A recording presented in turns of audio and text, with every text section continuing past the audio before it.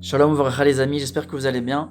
J'aimerais partager avec vous une carte que j'ai trouvée tellement importante, tellement essentielle, du Rav Jonathan Sacks, le merveilleux, il faut lire ses livres, ils sont magnifiques, que je me suis dit je suis obligé de faire une vidéo pour expliquer cet enseignement-là. Je l'ai envoyé en citation, mais je me suis dit il faut que je donne une explication orale, parce que c'est vraiment fondamental, ça peut changer votre vie vers le succès, vers le positif, vers la lumière. Ça peut faire vraiment clairement toute la différence. Le Rav Jonathan Sacks, il dit comme ça. Il commence avec l'enseignement de l'Admor Zaken, donc c'est déjà très fort, le Tanya. C'est écrit dans le Tanya que si tu changes ta façon de penser, alors ton ressenti il change automatiquement. On va donner deux exemples clairs et forts aussi. Et Bezrat Hashem, on va de mieux en mieux comprendre ce qui se passe ici. Viktor Frankl, c'est un juif ambitieux, incroyable, positif, parce que si t'as pas de l'ambition et t'es pas positive et t'as pas aussi de l'aïmouna, alors tu peux pas faire tu peux pas appliquer pleinement cet enseignement qu'on va dire. Bezrat Hashem, si vous réussissez à travailler et à appliquer cet enseignement-là qui dit le Rav Jonathan Sacks dans son livre, vous devenez des génies de la vie. C'est plus la vie qui te domine, c'est toi qui domines la vie, et donc, du coup, tu deviens un génie de la vie. Viktor Frankl, c'était un juif comme les autres qui était prisonnier des nazis à Auschwitz, en plein camp de concentration. C'était terrible ce qui se passait là-bas. Et il a pris une décision de plus être angoissé, de plus souffrir, de plus avoir peur du lendemain, de qu'est-ce qui va nous arriver. Mais il prend une décision de finalement s'aider lui-même, mais d'aider surtout les autres qui l'entouraient, les juifs qui l'entouraient. Et il va devenir un super conférencier en psychologie, à remonter le moral de l'un et de l'autre et de tous ceux qui l'entourent. Donc il va changer sa façon de penser, parce que normalement, quand tu es là-bas à Auschwitz, tu es démoralisé, et ils font tout pour te démoraliser. Tu même plus de nom, tu as un numéro, t'es rien pour eux, ils te font comprendre que t'es rien, t'es comme un animal, t'as plus d'identité. Mais lui, il sort de ça, de ce cadre-là, et c'est dur. En réalité, le Rav Jonathan Sacks, il t'explique le recadrage. En psychologie, il faut recadrer sa vie quand ça va pas. Il faut recadrer sa vie vers la lumière. Quand tu fais ça, ton ressenti, il change. C'est quoi le ressenti ? Le ressenti, c'est je suis triste ou je suis joyeux. Je suis malheureux ou je suis épanoui. Je suis heureux. Et donc, ça, c'est dans tes mains. Les événements de la vie qu'Hachem te montre dans ta vie, que tu vas rencontrer, ça, c'est Hachem qui t'envoie. Tu peux le changer parfois, mais ça, les événements, ça, c'est Hachem qui t'envoie dans ta vie. Les obstacles, les défis, les épreuves, etc. Mais la façon de comment tu vas voir ces défis, comment tu vas voir ces épreuves, ça, c'est dans tes mains. La façon de ressentir cette épreuve, ces défis, ça, c'est dans tes mains. Et donc, être heureux ou malheureux, finalement, c'est ce qui est essentiel, c'est dans tes mains. Donc c'est intéressant de savoir que ça, c'est dans tes mains. Donc on va apprendre justement à passer de la tristesse à la joie, d'être malheureux à heureux. Et donc c'est pour ça que ça change tout. Viktor Frankl, il décide d'être conférencier extraordinaire, à remonter les morales de tous ceux qui l'entourent là-bas dans le camp. Et en fait maintenant, il va commencer à leur dire, parce qu'il faut savoir que ces juifs-là n'attendaient plus rien de la vie. Mais lui, il va leur donner de l'espoir, il va leur faire comprendre que si, la vie attend de toi quelque chose. Toi, tu as un savoir, une intelligence incroyable, on va dire à Shimon. Shimon, c'est incroyable ton savoir que tu as. Tu peux écrire des livres qui peuvent aider de nombreuses personnes à travers le monde entier. La vie attend de toi ça, ce résultat-là. Il y a que toi qui peux écrire ces livres-là. Il faut que tu sortes d'ici vivant, il faut que tu sortes d'ici en forme, fort, et que tu écrives ces livres. Toi, David, ta femme, elle t'attend. Il faut que tu sortes d'ici, ta femme, elle veut te revoir. Tes enfants, ils veulent te revoir. Donc, il leur donnait de l'espoir. Lui, en fait, quand il va dormir le soir, regardez, là, il est là, le chidouche, c'est énorme.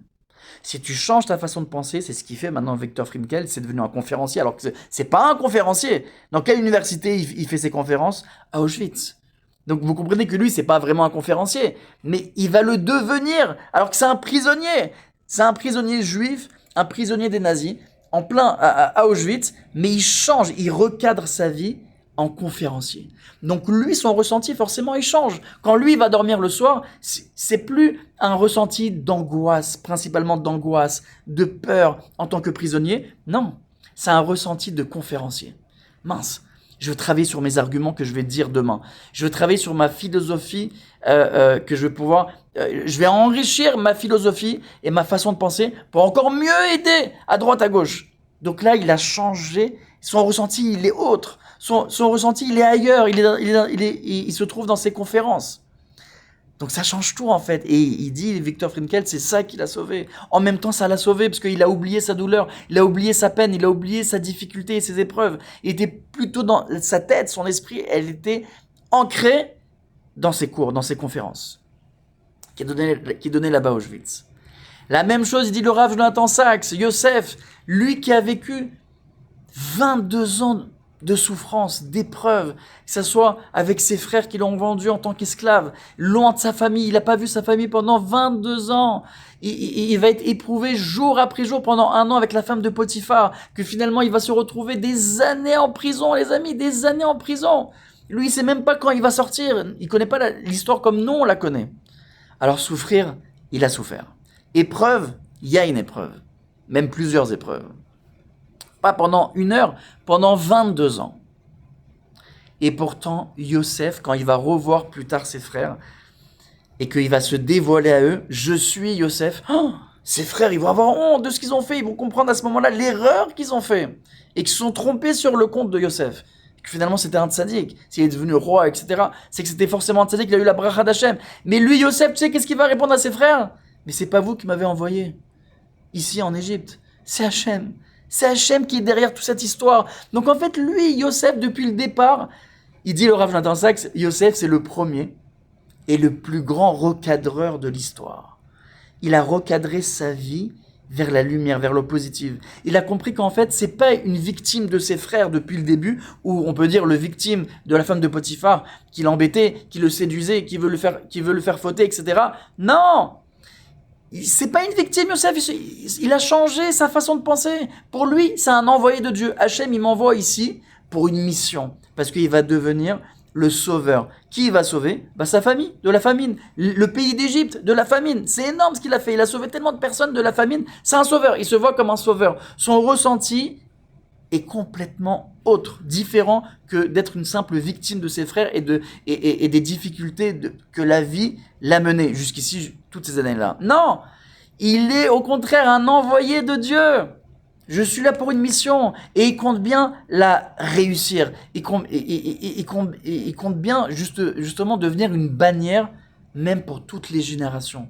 Bah oui, Yosef nous apprend tellement de choses. Jusqu'à aujourd'hui, on apprend même par exemple de l'aïmouna du bitachon qu'il avait. Il avait toujours Hachem face à lui. Il comprenait qu'il y avait derrière chaque situation, chaque difficulté, il y a Hachem. Et donc, c'est ça qui nous apprend Yosef. C'est ça qui nous apprend Viktor Frankl. C'est de savoir avoir la sagesse de réussir à recadrer sa vie vers la lumière, vers le positif. Si tu arrives à faire ça, tu es un génie de la vie. Ta façon de ressentir, elle a complètement changé. Tu passes de malheureux à heureux, de triste à heureux.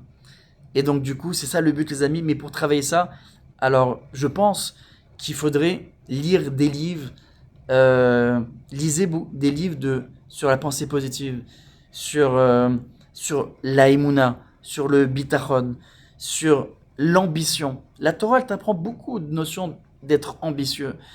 Yosef, il a eu beaucoup d'ambition. Viktor Frankl, il a eu beaucoup d'ambition. Il a eu l'aïmouna, il était positif. Parce que sans ça, ils n'auraient pas pu faire ce qu'ils ont fait. Alors les amis, vous savez sur quoi travailler. Cette vidéo-là, elle est faite pour justement que vous travaillez ces notions-là, pour arriver à avoir cette sagesse-là, à réussir à recadrer votre vie vers un autre ressenti, un ressenti beaucoup plus positif. Et ça va faire toute la différence dans votre vie. Vous allez voir, vous allez vous sentir beaucoup mieux. Vous allez vous allez être comme des lions dans les situations et les défis qu'Hachem vous donne.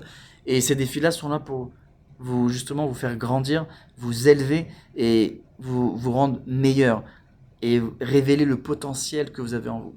Voilà les amis, Chazak et à bientôt, Bezrat Hachem. Chazak.